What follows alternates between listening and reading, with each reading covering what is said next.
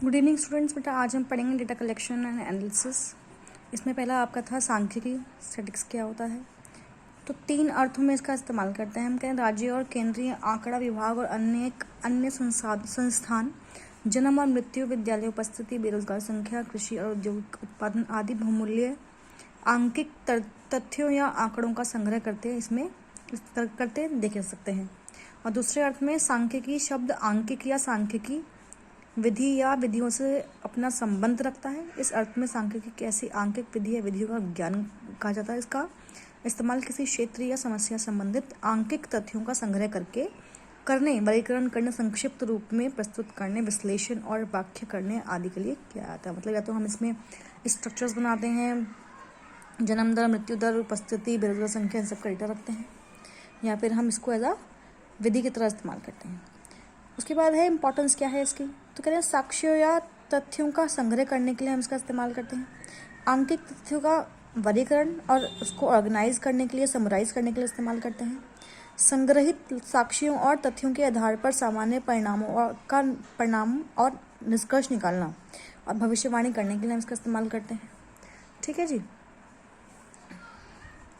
अब इसकी आवश्यकता किस प्रकार से होती है। तो पहला है परीक्षणों और मापन साधनों के बनाने और उन्हें प्रमाणित करने में सहायता करता है। मतलब जो सांख्यिकी विधियां हैं, ये परीक्षण और मापन साधन, जैसे विभिन्न विषयों की उपलब्धि परीक्षाओं, बुद्धि परीक्षणों, अभिरुचि परीक्षणों, रुचि परिसूचियों, दृष्टिकोण या अभिवृत्ति मापदंड और व्यक्तित्व मूल्यांकन संबंधी बहुत सारे मापन साधनों के बनाने और उन्हें प्रमाणिक बनाने में हेल्पफुल होती है। उसके बाद विभिन्न परीक्षणों और मापन साधनों के परिणामों का उचित उपयोग करना, कि जो भी इसमें साधन है उसका हम उपयुक्त इस्तेमाल करते हैं। अभी हमारी सहायता किस प्रकार करते हैं। अपने विद्यार्थियों की व्यक्तित्व विभिन्नताओं से परिचित होना, विद्यार्थियों को निर्देशन देना, कोई एक विधि या तरकीब दूसरे से अच्छी या बुरी इसका पता लगाना, ये ज़रूरी है। मूल्यांकन की कोई एक पद्धति या प्रणाली दूसरे से अच्छी है, मतलब कोई विधि किसी और दूसरे से अच्छी है या बुरी है, इसकी हम जांच करते हैं। इसमें एक विद्यार्थी की कार्य पद्धति और परिणामों की दूसरों से तुलना करना, विद्यार्थियों और भविष्य में की जाने वाली प्रगति के बारे में भविष्यवाणी करना, अलग प्रकार की सूचनाएं और संग्रहों का संग्रह करना और शैक्षणिक आंकड़े प्रदान करना, इस सब में हमारी सहायता करते हैं। ठीक है जी। उसके बाद है वर्णनात्मक सांख्यिकी का अर्थ और अवधारणा, कि वर्णनात्मक डिस्क्रिप्टिव स्टैटिक क्या होता है। तो मैंने शाब्दिक अर्थों में वर्णनात्मक सांख्यिकी से मतलब है कि सांख्यिकी जो वर्णन या विवरण प्रदान करती है। नाम से पता लग रहा है डिस्क्रिप्टिव, जो डिस्क्रिप्शन दे किसी भी चीज़ की। ठीक है जी। जिसका वर्णन या विवरण किसी अनुसंधान कार्य में वर्णनात्मक सांख्यिकी द्वारा प्रदान किया जा सकता है। वह कुछ और नहीं बल्कि प्रदत्तों के रूप में संग्रहित सूचना सामग्री होती है, जिसका संकलन या संग्रह किसी अनुसंधानकर्ता द्वारा अपने अनुसंधान से संबंधित प्रश्नों के उत्तर ढूंढने के लिए हम करते हैं। ठीक है। अनुसंधानात्मक अध्ययन में कोई अनुसंधानकर्ता किसी एक व्यक्ति में के कई तरह के मापन परिणामों का संकलन करता है और बहुत सारे व्यक्तियों को किसी एक मापनी पर मापने का प्रयत्न करता है। इस प्रकार के बहुत सारे मापन परिणामों का संक्षिप्तीकरण अथवा सरलीकरण करने का मतलब जो स्टैटिक है वो हमारी हेल्प करता है चीज़ों को आसान तरीके से समझने में। ये हमको बताता है कि विद्यार्थी विशेष ने, किसी विद्यार्थी ने कितने अंक प्राप्त करे हैं, दूसरों की तुलना में कितना वो होशियार है, कितना नहीं है। ठीक है। मध्यमान, माध्यक या बहुलक निकालने में हमारी हेल्प करता है। बहुत सारे बच्चे हैं, उसका माध्यक निकालो, मध्यक निकालो। ठीक है भाई। किसी और सेक्शन के प्राप्तांकों के अगर ऐसे ही वर्णनात्मक सांख्यिकी मान हमें प्राप्त हों तो एक कक्षा के विभिन्न सेक्शनों के प्राप्तांक की भलीभांति तुलना भी हम कर सकते हैं। मतलब अगर किसी क्लास के बहुत सारे सेक्शंस तो उसकी भी आपस में हम कंपेरिजन यहाँ पर कर सकते हैं। तो वर्णनात्मक सांख्यिकी में तात्पर्य क्या है कि प्रतिशत, मध्यमान, मध्यांक, बहुलक, विचलन, मान और सह संबंध के रूप में इसका हम इस्तेमाल करते हैं। ठीक है जी। उसके बाद क्या है, वर्णनात्मक सांख्यिकी की गणना हेतु पद्धतों का व्यवस्थापन किस प्रकार से होता है। तो कहते हैं अपने अनुसंधान कार्य में एक अनुसंधानकर्ता द्वारा विभिन्न प्रकार की सूचनाओं, पद्धतों का संकलन हम इसमें करते हैं। ठीक है जी। छोटे समूह के अध्ययन से प्राप्त लघु आकार के पद्धतों को जहां हम अनेक वास्तविक रूप में ही अपने गणना कार्य में इस्तेमाल कर सकते हैं, वही वृहत आकार के लंबे चौड़े पद्धतों को पूरी तरह किसी एक समुचित आवर्ती वितरण तालिका में हम व्यवस्थित भी कर सकते हैं। ठीक है। नेक्स्ट टॉपिक है वो है आपके डिस्ट्रीब्यूशन, फ्रीक्वेंसी डिस्ट्रीब्यूशन, आवृत्ति वितरण। ये हम बचपन से करते हुए आए हैं, आवृत्ति वितरण क्लास 6-7 से। इसमें क्या होता है कि एक समस्या होती है, समस्या में बहुत सारे अंक दिए जाते हैं, तो एक अंक जो है वो बहुत बार आता है, एक से ज्यादा बार आता है, तो एक उस अंक को आसानी से गिनने के लिए हम एक टेबल बनाया करते थे, मिलान चिन्ह की टेबल। ठीक है जी। तो इसमें जो है कुछ चीजें होती हैं। स्टेप की पहला है विस्तार या प्रसार क्षेत्र ज्ञात करना, कि पहले हम जो है रेंज निकालते हैं। रेंज किस निकालते हैं? हाईएस्ट में से लोएस्ट को माइनस करके। उसके बाद वर्गांतर या वर्ग विस्तार निश्चित करते हैं, क्लास इंटरवल निश्चित करते हैं कि हमें किससे किसके बीच में लेना है। जैसे अगर हम देखें तो यहाँ पर एक टेबल दिया गया है, तो उसमें क्या है, ये वर्ग है, ये मिलान चिन्ह और ये आवृत्तियां हैं। तो हमने जो है ये एक क्लास इंटरवल ले लिया कि भाई इसके अंदर 65 से 59 तक के नंबर जो हैं वो आएंगे। ठीक है जी। इसको हम टेलीमार्क्स टेबल भी कहते हैं। ठीक है। तो ये जो है ये आवर्ती वितरण संबंध सामग्री की सारणी के रूप में, मतलब हमने जो है यहाँ पर सारणी के रूप में लिख लिया। ये जो है ये सारणी है, इसमें हम क्या करते हैं कि इनके बीच में आने वाले नंबरों के मिलान चिन्ह बना लेते हैं और काउंट करके यहाँ पे उसको लिख लेते हैं। ठीक है। अब मिलान चिन्ह सही है या नहीं है तो हम इसका टोटल करते हैं। अगर ये टोटल सवाल में दिए गए टोटल के अनुसार मैच करता है, ठीक है, तो आपके मिलान चिन्ह ठीक है, अदरवाइज नहीं है। ठीक है। अब कुछ जानने योग्य बातें हैं, कौन कौन सी है? पहला है कि आवर्ती वितरणों के वर्गों की सीमा निर्धारित करना, कि इनके जो वर्ग हैं उनकी सीमा कितनी है, हम इसको निर्धारित करना। दूसरा कि मध्य बिंदु निकालना, तो मध्य बिंदु कैसे निकालते हैं हम?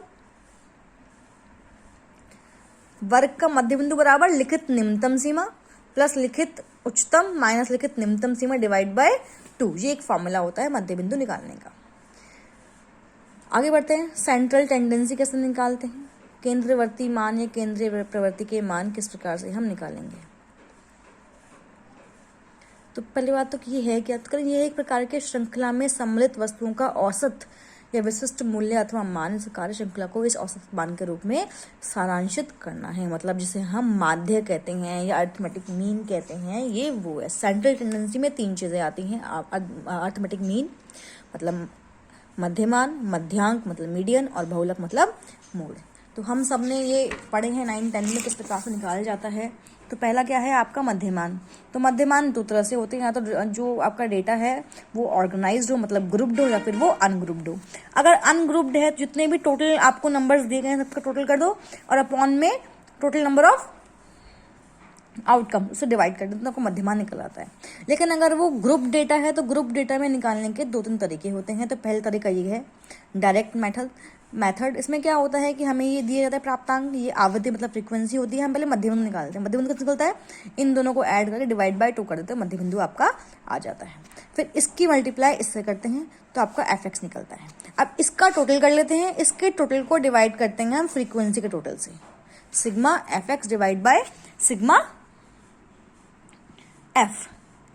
ठीक है। तब जाके आपका जो है इस प्रकार से निकल दिखाया हुआ है, sigma F X divide by sigma F, ऐसे आपका मध्यमान निकल जाता है। और उसके बाद 2 विधियां, एक विधि और आपको दी गई है। ठीक है। एज्यूम्ड मीन हम इसको बोलते हैं, एज्यूम्ड मीन विधि। तो इसमें सब कुछ सेम है। ये एक्स क्या है? ये इसका मध्य बिंदु है, ये एक्स निकल आया। अब यहाँ पे क्या होता है कि हम इसमें से कोई भी एक एज्यूम्ड मीन मान लेते हैं। ठीक है। एक्स डैश निकाला गया है। फॉर्मूला क्या है? X minus assumed mean divide by आई।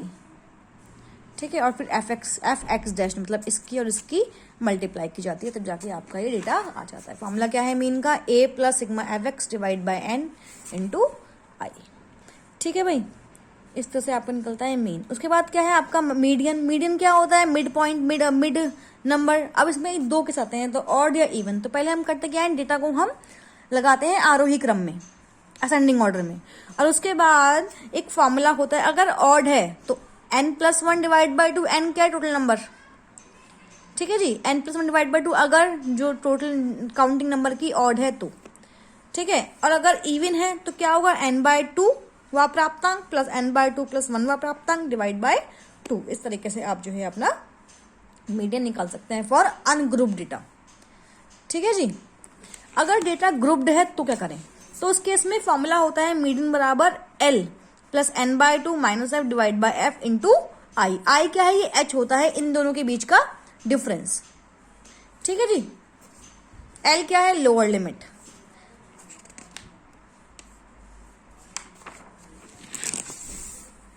आगे बढ़ते हैं।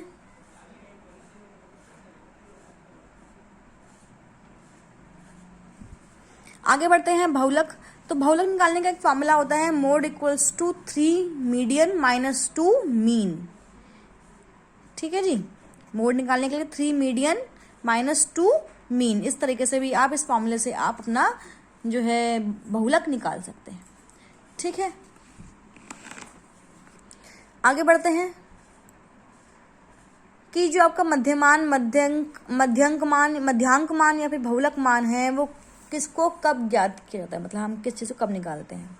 तो पहला क्या है, मध्यमान और मध्यांक मान और बहुलक मान, ये तीनों ही केंद्रवर्ती मान हैं जो प्रदत्तों की केंद्रीय प्रवृत्ति को प्रकट करते हैं। ठीक है, तो पहला है मध्यक मान हम कब निकालें। तो मध्यांक और बहुलक की तुलना में मध्यमान बहुत विश्वसनीय और शुद्ध केंद्रवर्ती मान हम मानते हैं।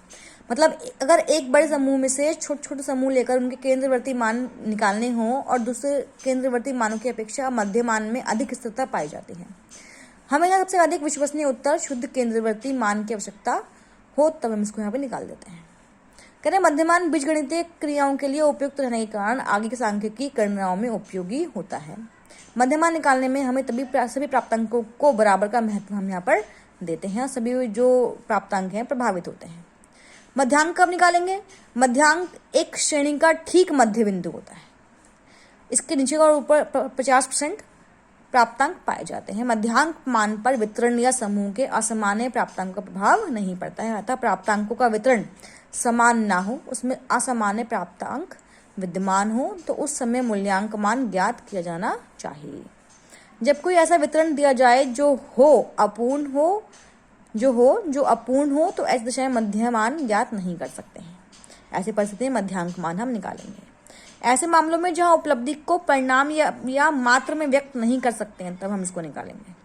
बहुलक कब निकालेंगे? जब अनेक बार बहुलक मान दिए हुए प्रदत्तों का मात्र एक दृष्टि डालने से ही मालूम हो सकता है। इस तरह से उसके द्वारा बहुत ही कम समय में केंद्रवर्ती मान का मोटा अनुमान लगाने के लिए में आसानी होती है।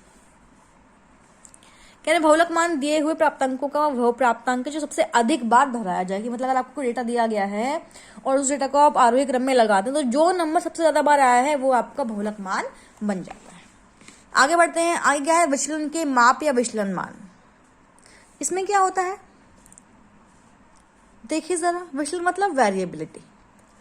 ठीक है जी, तो अगर हम देखें तो विचलन मान के कितने प्रकार होते हैं? तो विचलन मान के 4 प्रकार हैं, प्रसार क्षेत्र या विस्तार, चतुर्थांश विचलन, मध्यमान विचलन या प्रामाणिक विचलन। तो रेंज वही आर कि सबसे बड़े में सबसे छोटे घटा देंगे तो आपकी रेंज निकल आएगी। ठीक है, उसके बाद क्या? चतुर्थांश विचलन मान, क्वार्टाइल डेविएशन को हम बोलते हैं। फॉर्मूला इसका होता है Q equals to Q3 minus Q1 divide by 2। ये फॉर्मूला होता है क्वार्टाइल डेविएशन निकालने का। ठीक है जी, उसके बाद क्या है? Average deviation. तो एवरेज डेविएशन कैसे निकालते हैं हम? Sigma bar x divide by n। ये किसके लिए? अनग्रुप्ड डेटा के लिए है कि हम जो है जितना भी आपका x बार है, बार का मतलब क्या है कि जितने भी नंबर चाहे प्लस में चाहे माइनस में, आप इसको प्लस में ही लेंगे। ठीक है, तो बार इसलिए लगाते हैं हम, अपॉन में n है, इससे आप एवरेज डेविएशन निकालें। देखिए भी ये मैथ्स की प्रॉब्लम्स है तो ये आपको सॉल्व करनी ही पड़ेंगी। आप फॉर्मूला देखिए, उसको लगाइए और मैथ्स को सॉल्व करने की कोशिश कीजिए। ठीक है जी, तो इसमें आपको बहुत सारे क्वेश्चंस जो हैं यहाँ पे मिल जाएंगे, आपको इनको सॉल्व करना है। अगर नहीं हो पाता है तो फिर मैं कराऊंगी आपको। ठीक है, आगे नेक्स्ट टॉपिक है वो है कोरिलेशन। कोरिलेशन में भी क्या होता है?